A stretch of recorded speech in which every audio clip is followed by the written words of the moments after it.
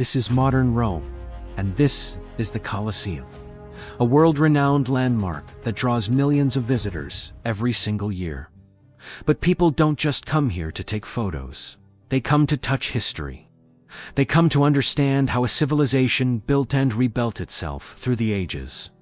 Today, we are not just walking you through the ruins. We are walking you into the past. Sit back and relax, as advanced artificial intelligence reconstructs the timeline, gathering the fragments of history to bring the ancient world back to life before your eyes. 35 million people traveled here last year. They come for the pasta, the perfect light, and the pictures. But they stay because of a feeling. In Rome, you aren't just walking on pavement. You are walking on 3,000 years of power, betrayal, and rebirth. This is the only city on Earth that was the center of the world, twice. But the Rome you see today, it's just the tip of the iceberg. The problem with Rome is that it's too old.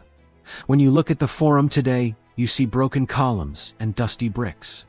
It takes a lifetime of study to understand what you're looking at. But what if we didn't have to imagine? Today, we aren't just visiting Rome, we are rebuilding it.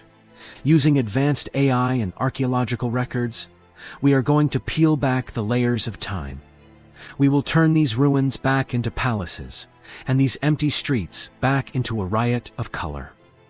To understand this city, you have to understand the dirt.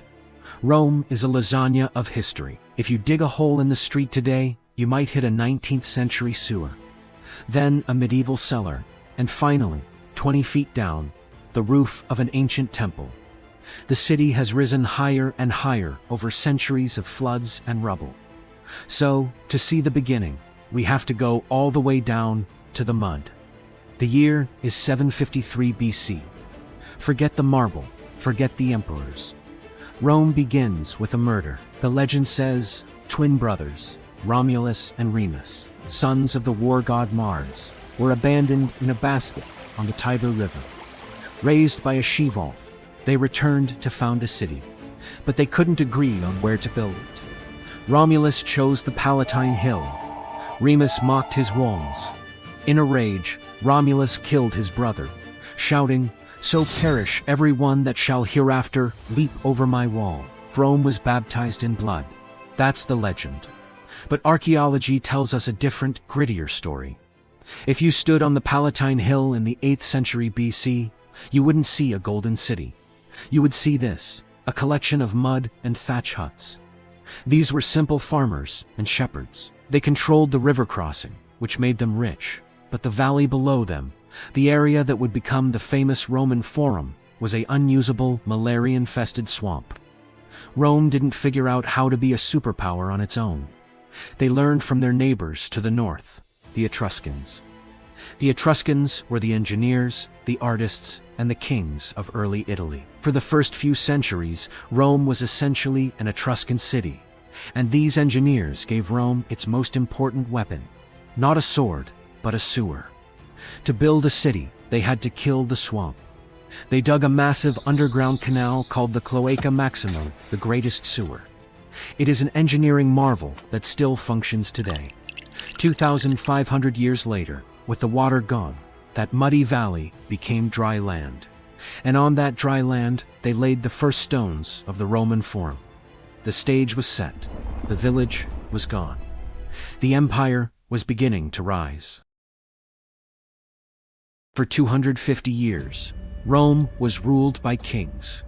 But in 509 BC, everything changed. The Romans hated the idea of one man having total power. They threw out their last king, Tarquin the Proud, and swore an oath. Never again would a king rule Rome. They invented a new system called a res publica, public thing. Power was shared between 2 elected consuls and a senate of wealthy elders. This wasn't a democracy like Athens. It was an oligarchy, but it was stable, and it was hungry. The republic didn't stay small for long. By 300 BC, Rome controlled most of central Italy.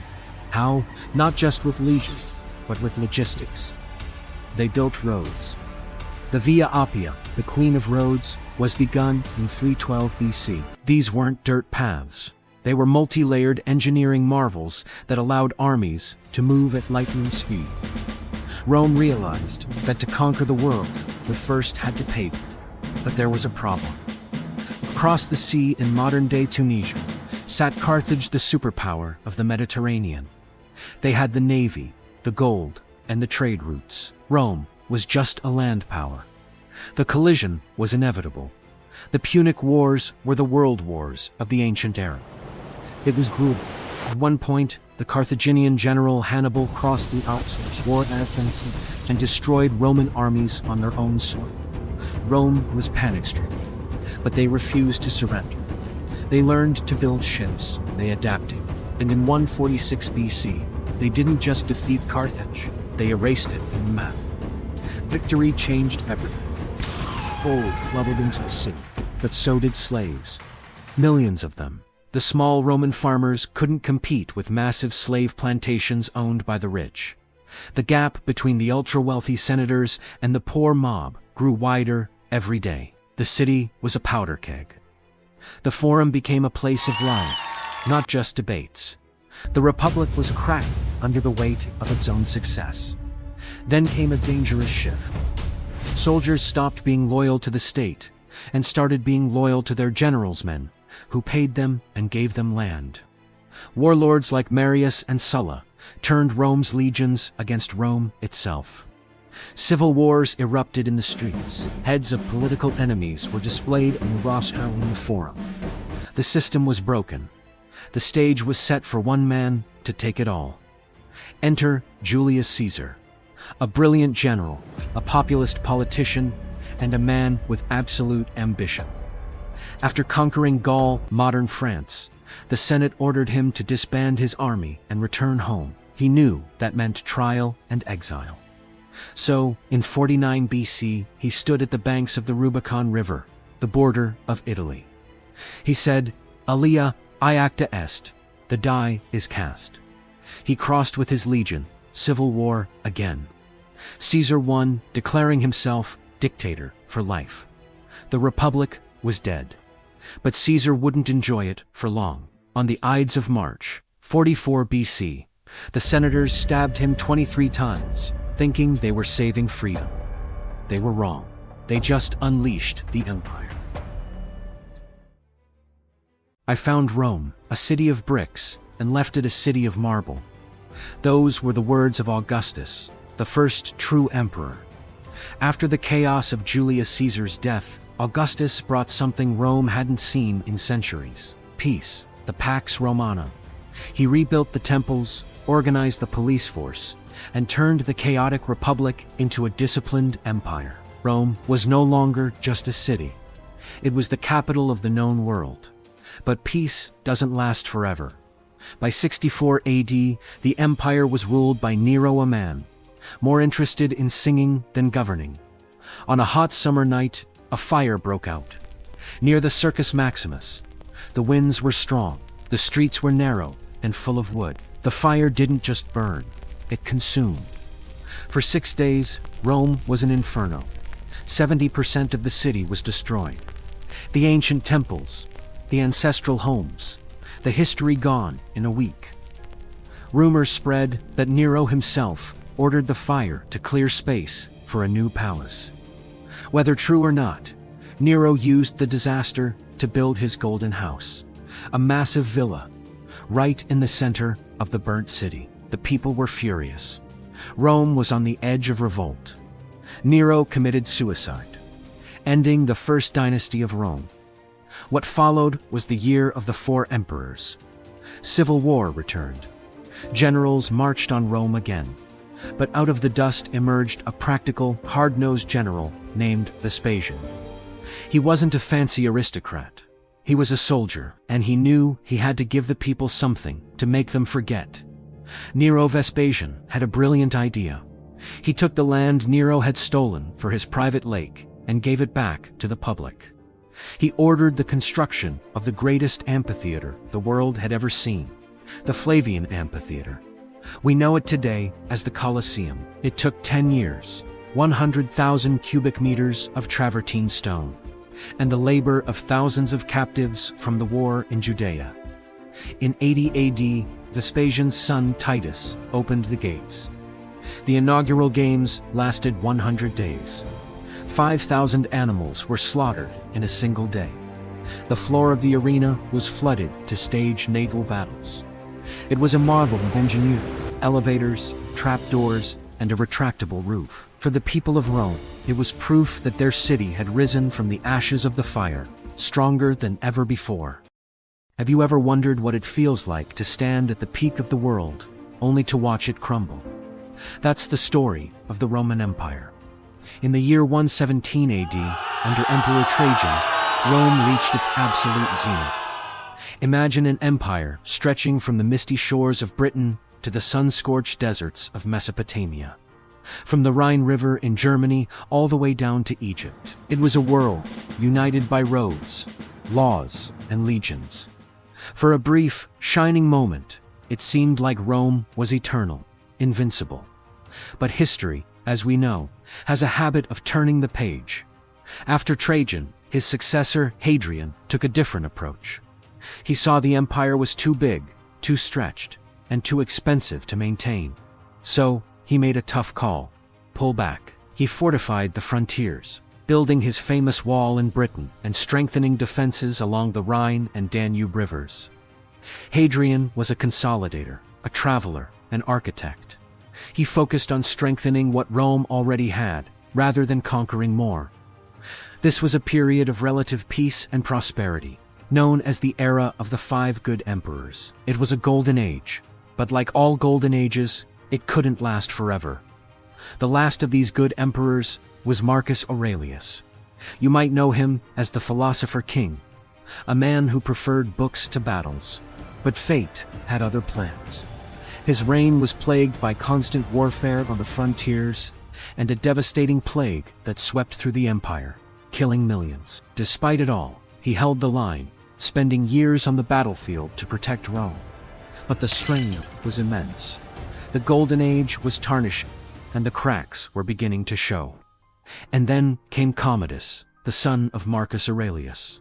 If his father was the embodiment of duty and wisdom, Commodus was, well, the opposite. He saw himself as a living god, a gladiator, a showman.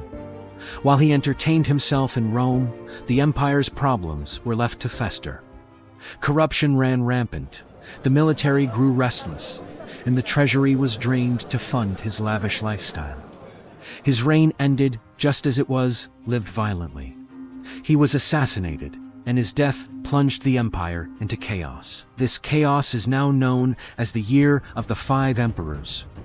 Generals across the empire declared themselves emperor, marching their legions on Rome to claim the throne. It was a brutal, bloody civil war. The man who emerged victorious was Septimius Severus. He was a military man through and through, and he established a new dynasty. He famously advised his sons to enrich the soldiers and scorn all other men. This philosophy set a dangerous precedent. From now on, the army, not the Senate, was the true kingmaker. The emperor's survival depended on keeping the legions happy and well paid. For the next few decades, this military-first approach kept the Severan dynasty in power, but it was a fragile stability. The empire was changing. Barbarian incursions became more frequent and more violent. The economy was struggling under the immense cost of the military. And then, in 235 AD, the last Severan emperor was murdered by his own troops. What followed was a half-century of pure anarchy, known as the Crisis of the 3rd Century.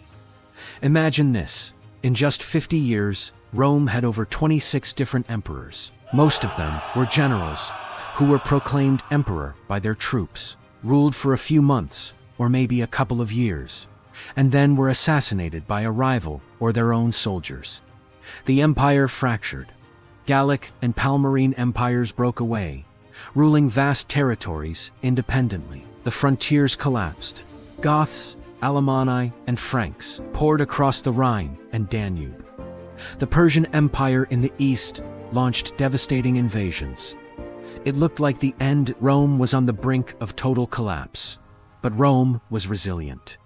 A series of tough, no-nonsense soldier emperors, like Aurelian, managed to claw the empire back from the abyss. Aurelian, nicknamed Restorer of the World, defeated the breakaway empires and started rebuilding the frontiers. His work was continued by Diocletian, who realized the empire was simply too big for one man to rule. He created the Tetrarchy, a system of 4 emperors ruling different quadrants of the empire. This brought a temporary halt to the chaos and allowed the empire to stabilize. But the damage was done. The Rome of Trajan was gone forever.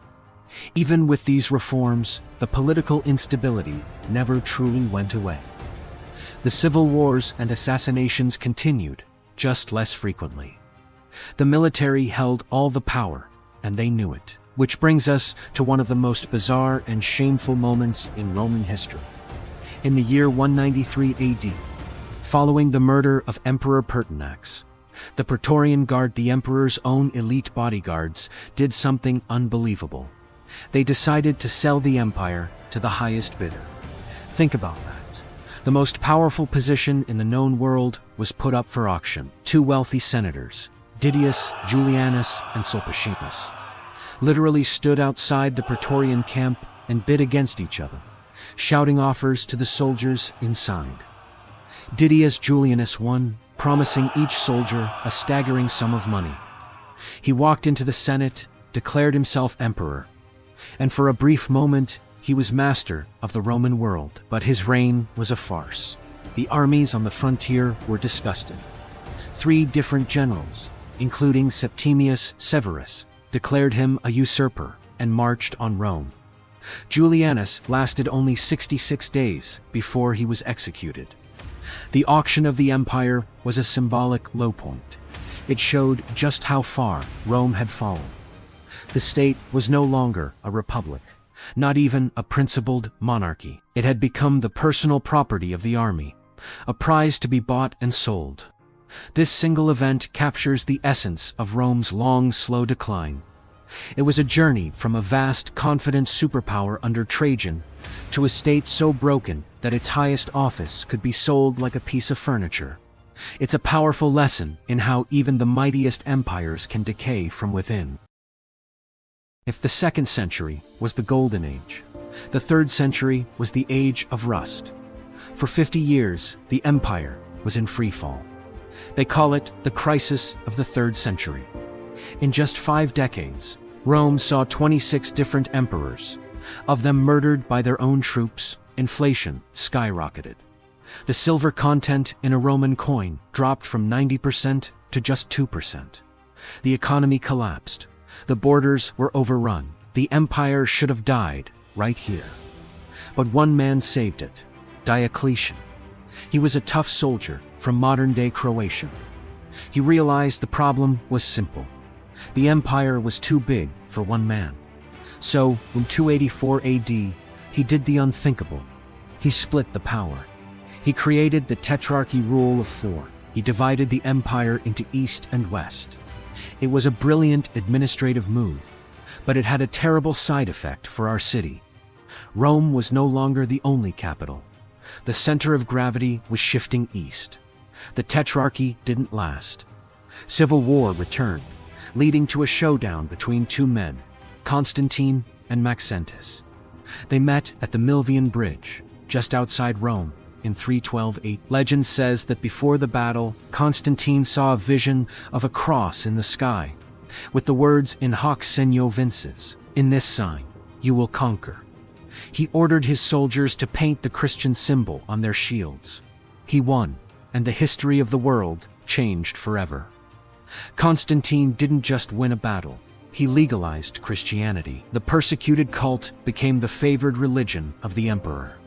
Suddenly, the money that used to go to Jupiter and Mars went to building massive churches. The skyline of Rome began to change. Crosses replaced eagles. But Constantine did something else that would doom the city of Rome itself. He packed his bags. He decided that Rome, with its old pagan senators and its difficult location, was the past. He built a new Rome in the east, Constantinople. He stripped the old city of its statues, its gold, and its best talent to decorate his new capital. Rome was left behind like an abandoned parent. It was still the symbolic heart, but the blood was no longer pumping. Then came the unthinkable.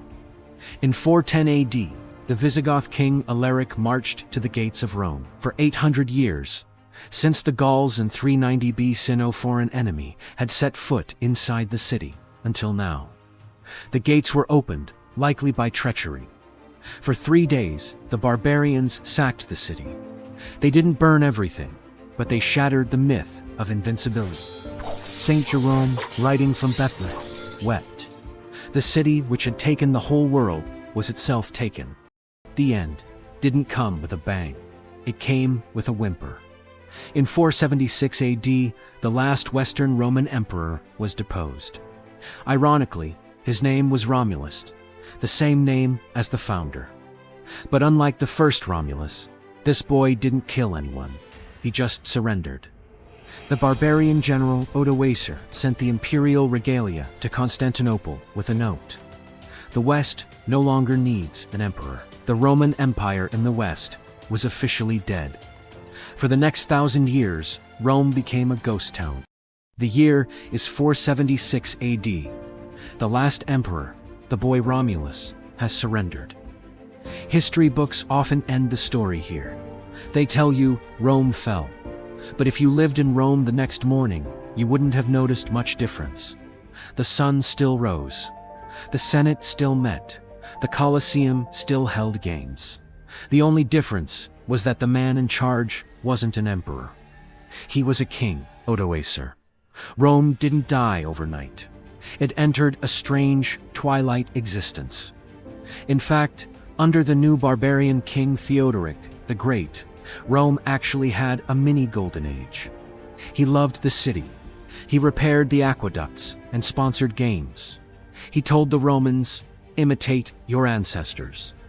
For 30 years, peace returned. Emperor Justinian.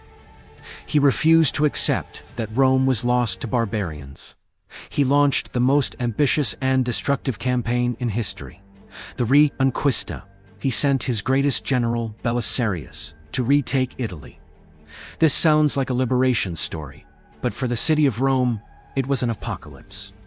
The war that followed wouldn't last for a year. It would last for 20. In 536 AD, the Eastern Roman armies entered the city. The Romans cheered, but the Goths didn't just leave. They returned with a massive army and besieged the city. Rome became a cage. During the fighting, the defenders ran out of ammunition. In a desperate moment, they stripped the statues from the mausoleum of Hadrian and threw absolute masterpieces of Greek art down onto the heads of the Goths, climbing the walls.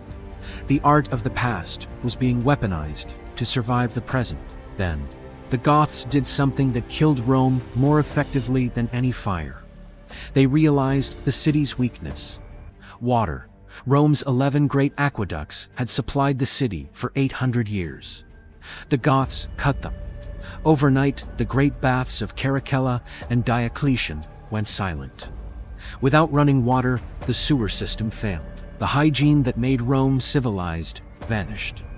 For the first time in a millennium, Romans had to drink from the dirty Tiber River. The siege dragged on. Famine struck. People ate grass, growing in the cracks of the pavement. By the time the war ended in 554 AD, the liberation had destroyed the city. Just when they thought it was over, a new enemy arrived. The Lombards, but this time, there was no emperor to save them. There was no Senate. The Senate had quietly disappeared during the wars. There was only one authority left standing: the Bishop of Rome, the Pope.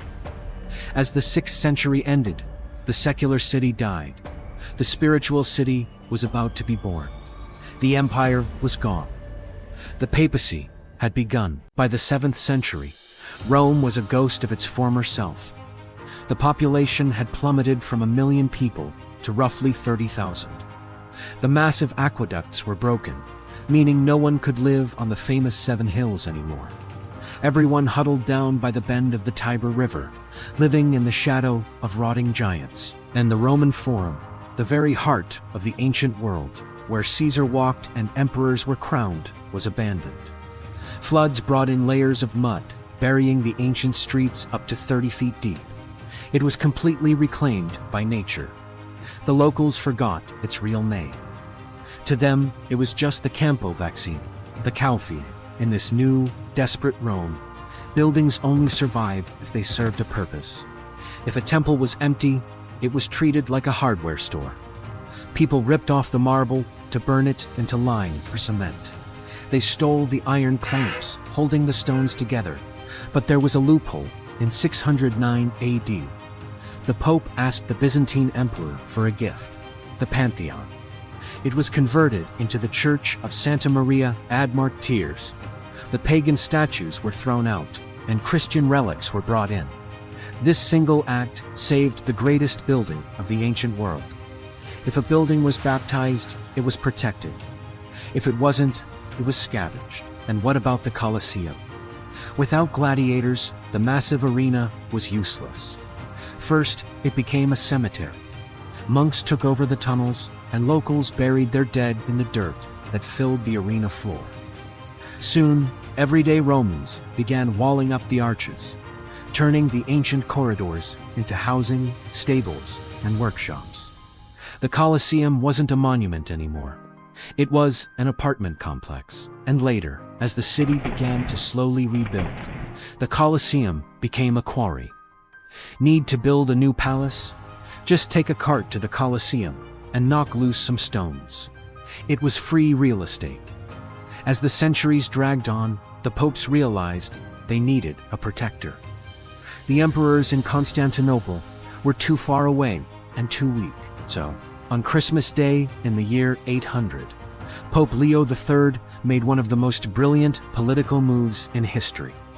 While the powerful Frankish king Charlemagne was kneeling in prayer in St. Peter's Basilica, the Pope placed a crown on his head and declared him Emperor of the Romans. Charlemagne wasn't Roman. He was from modern-day Germany and France. But with that crown, the Pope created the Holy Roman Empire, shifting the center of European power from the Mediterranean up to Northern Europe. But Rome was still vulnerable. In 846 AD, a fleet of Saracen pirates sailed right up the Tiber River. They couldn't breach the main ancient walls of the city, but they didn't need to. At that time, St. Peter's Basilica sat outside the city walls. The raiders sacked the holiest site in Europe, stripping the altar of its silver and gold. It was a massive humiliation. In response, Pope Leo IV decided he couldn't protect all of Rome, so he protected what mattered. He built a massive 40-foot-high fortress wall around St. Peter's, creating a fortified city within a city. It was called the Leonine City. Today, we know it as the Vatican. Ever wondered what happened to Rome after the fall of the Roman Empire? We all picture the Colosseum and legions, but what came next was a shocking decline. Imagine this: a city that once held over 1 million people shrunk to just 20,000. This isn't a post-apocalyptic movie. This was the reality for Rome during the Dark Ages. After the Western Empire collapsed, Rome didn't just fade away. It was torn apart. The city became a battleground for powerful families and warlords. They turned ancient monuments into personal fortresses. The magnificent theater of Marcellus. It was converted into a fortified residence. The city became a patchwork of private castles, constantly at war with each other. This wasn't a city anymore. It was a lawless wasteland run by rival gangs. Then came the Normans in 1084. They weren't there to admire the ruins. In what's known as the Sack of Rome, they burned and looted a huge portion of the city. Entire districts were reduced to ash and rubble, never to be rebuilt. This was a devastating blow, a physical scar on a city already bleeding from centuries of neglect and infighting. The population plummeted even further as survivors fled the destruction. But the final nail in the coffin came from the one institution you'd think would protect it: the papacy. In 1309, the Pope and the entire papal court packed up and moved to Avignon, France. This was the Avignon papacy, and for Rome, it was a catastrophe. Without the Pope, the city lost its main source of income, its political importance, and its spiritual heart. Pilgrims stopped coming, money dried up, and the remaining infrastructure crumbled. By the time the papacy finally returned, nearly 70 years later, they found a ghost town. Fields and pastures had overtaken ancient forums. Wolves were rumored to roam the ruins of St. Peter's Basilica. Rome was a hollow shell, its population smaller than that of a small modern town. It was a city on the brink of complete annihilation. A stark reminder that even the greatest cities can fall not just once, but over and over again. From this absolute low point, the city would eventually claw its way back, sparking the Renaissance. Picture this. It's 1417. The Pope, Martin V, is finally returning to Rome, but the city he rides into isn't the glorious heart of an empire. It's a ghost town, a graveyard. Wolves roam the empty streets, and the population has collapsed to just 20,000 souls. The great basilicas are crumbling. The Forum is a cow pasture. For centuries, the popes had been absent, ruling from France. Most people thought Rome was finished, a relic best left to decay. But Martin made a decision that would change the course of history. He declared that Rome would not be abandoned. It would be reborn. To do this, the popes had to think differently. They stopped acting merely as spiritual leaders and started acting like kings, like the emperors of old. And what was the first thing the ancient emperors did to build their city? They brought it life, literally, with water. The popes repaired the ancient Aqua Virgin, an aqueduct that had been silent for 1,000 years. Suddenly, for the first time in a millennia, clean, fresh water was gushing into the heart of the city, splashing in a magnificent blue fountain. It was a symbol. The phoenix was stirring in its ashes. As the city began to rebuild, something incredible started happening. Every time a shovel hit the ground to lay a new foundation, it didn't just find dirt and rock. It found art. It found history. Imagine being a farmer in 1506, digging in your vineyard near the Colosseum, and your shovel strikes something hot. You clear away the earth and uncover a hidden chamber. Inside, a breathtaking sculpture of a man and his sons, locked in a struggle with giant sea serpents. You've just found the Loakim, a masterpiece of ancient Greek art, lost to the world for over 1,500 years. News spread like wildfire. A young, ambitious sculptor named Michelangelo rushes to the site, his mind reeling as he watches this treasure being pulled from the earth.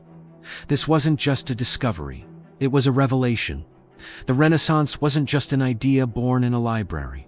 It was being physically unearthed. The popes and the people of Rome realized they were living on top of the blueprint for the greatest civilization in history. But they weren't content to just copy the past. They were going to surpass it. This ambition found its ultimate expression in one man, Pope Julius II. Known as the Warrior Pope, Julius had an ego that could rival any Caesar's. He looked at the most sacred church in all of Christendom, the ancient St. Peter's Basilica, built 1,200 years earlier by the Emperor Constantine himself over the tomb of the Apostle Peter. It was a building steeped in history and devotion, and Julius decided it wasn't good enough for him. So, he did the unthinkable. Ordered it to be demolished. The people of Rome were horrified.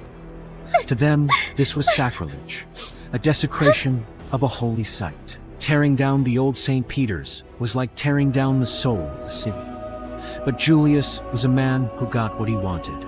He hired the best architect of the day, Bramante, and gave him a simple command: tear down the medieval past and build me a monument that will awe the world for eternity.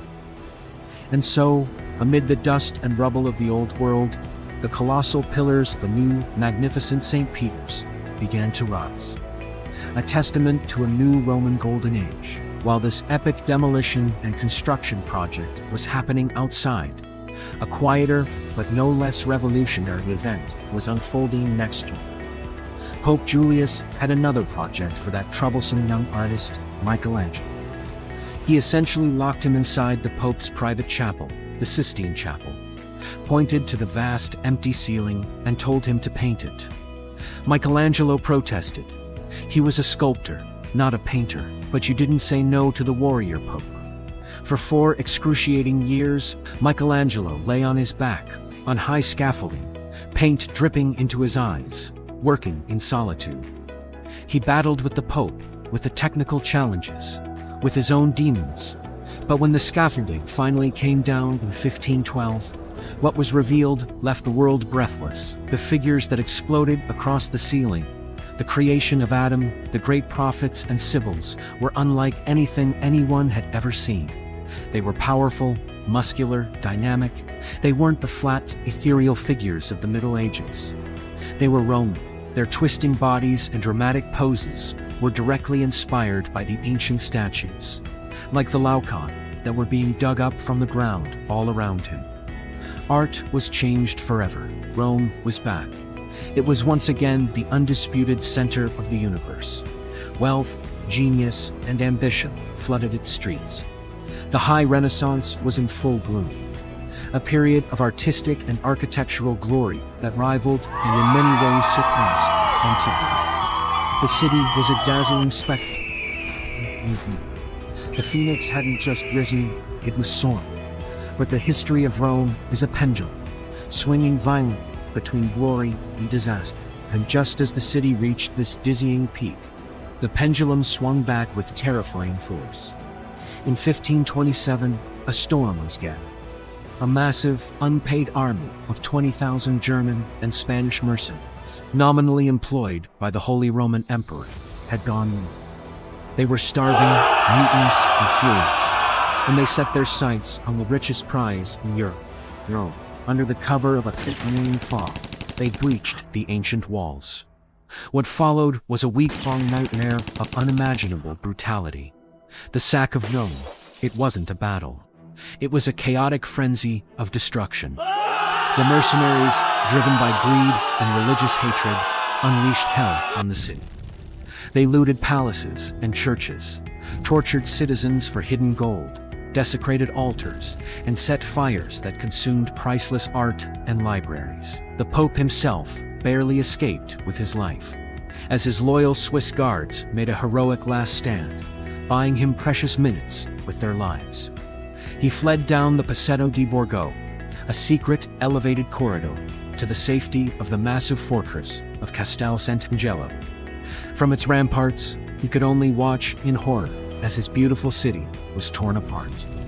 The sack of Rome was a catastrophe that ended the High Renaissance overnight. When the smoke cleared months later, half the population was dead from murder or the plague that followed. The great artists had fled. The gold was gone. The glory had vanished.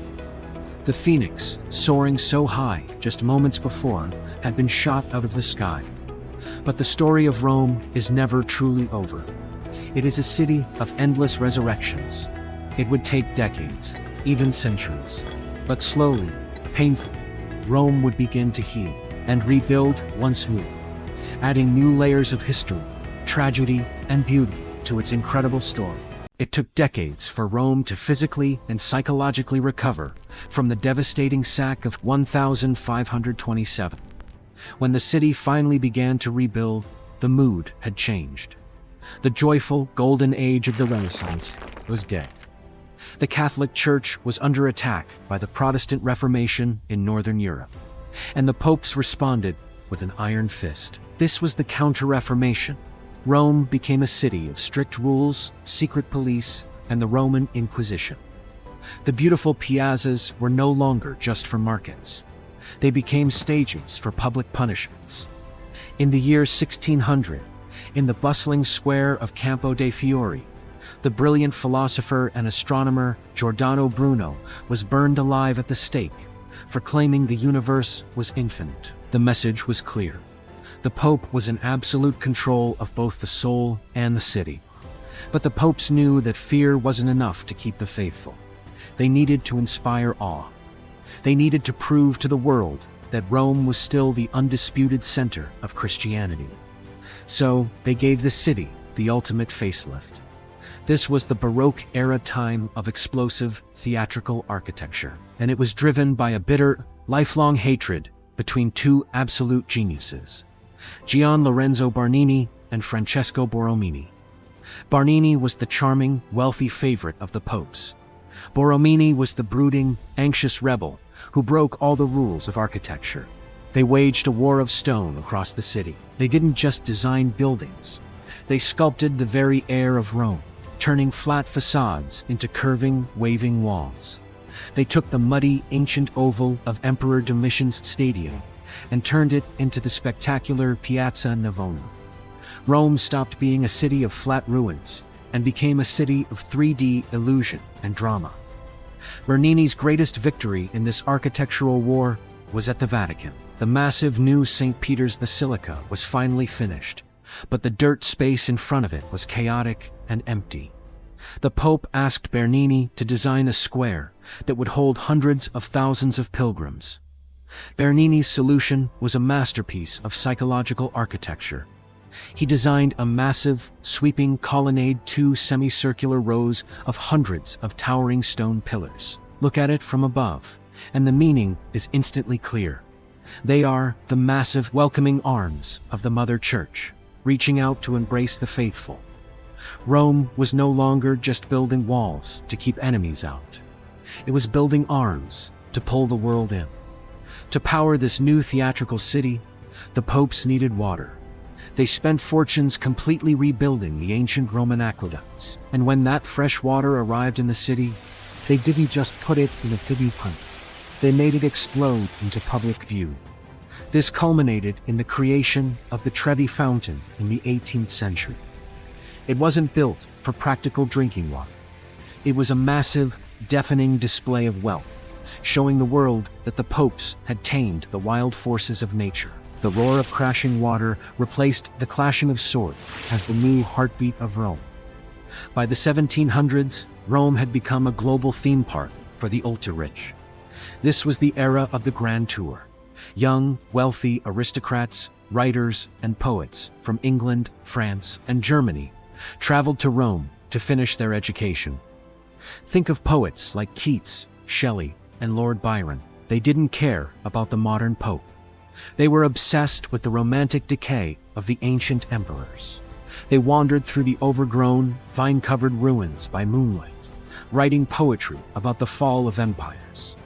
The Spanish Steps became the ultimate bohemian hangout spot, crawling with artists, models, and foreign tourists. Rome was practically selling its own glorious past, packaging the ruins as a tourist attraction.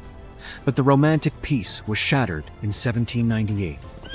A new conqueror arrived, who didn't want to buy the art. He wanted to steal it. Napoleon Bonaparte's French army occupied Rome.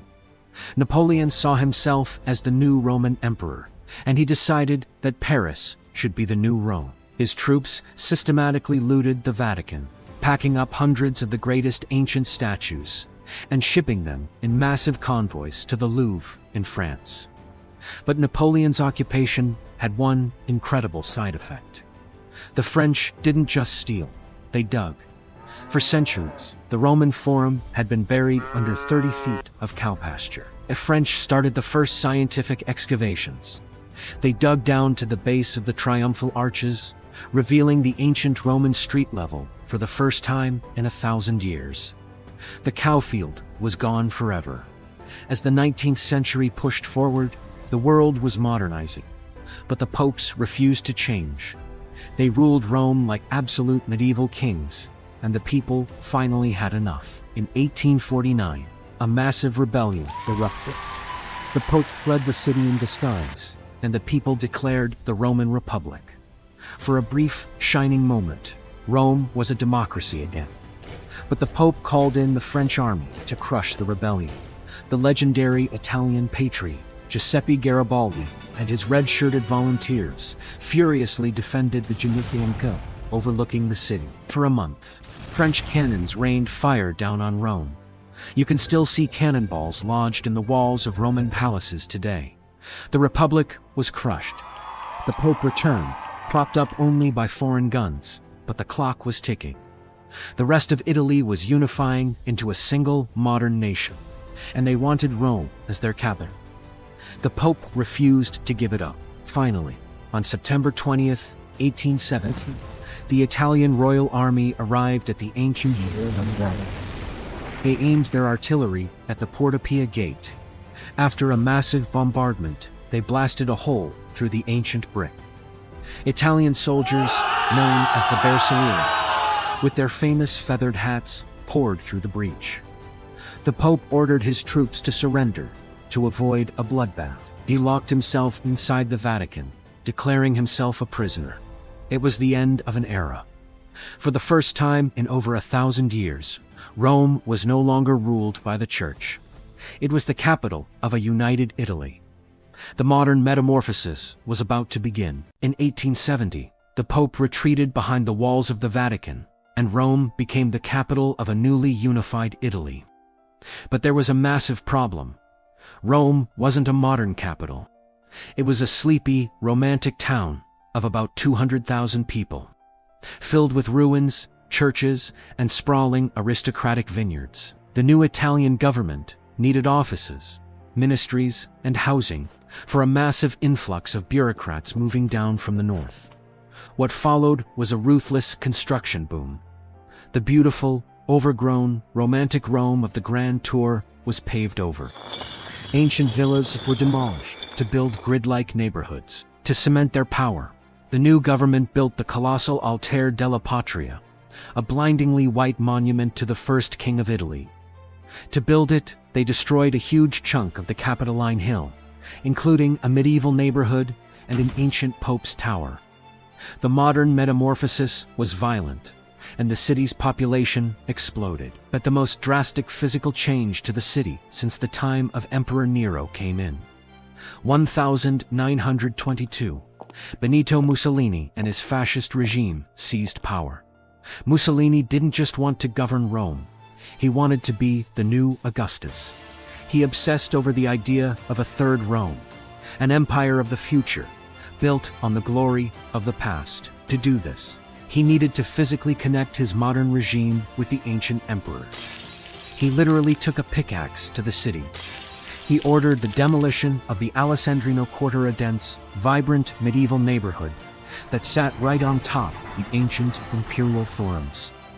Thousands of Romans were evicted from their homes and pushed to the outskirts of the city. Mussolini bulldozed their houses to clear a massive straight parade route, the Via dell'Impero, known today as the Via dei Fori Imperiale.